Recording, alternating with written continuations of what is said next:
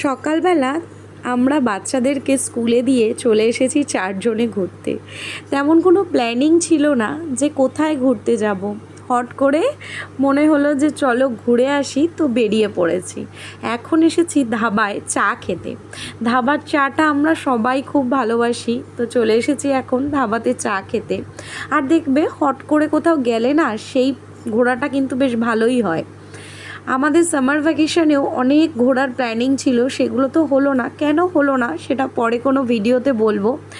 আর এখন চলে এসেছি ধাবায় চা খেয়ে স্টার মলে শুধু গেটটাই তখন খুলেছে, জানো তো।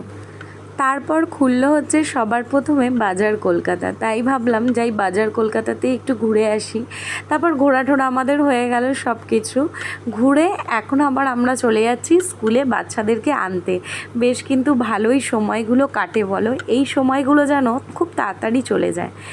স্কুলে যাওয়ার আগে আমরা চলে এসেছি এখন মিয়ামোড়ে এসে খাচ্ছি চিকেন প্যাটিস, আমি আর ওরা সবাই খাচ্ছে চিকেন ইন্টারনেট।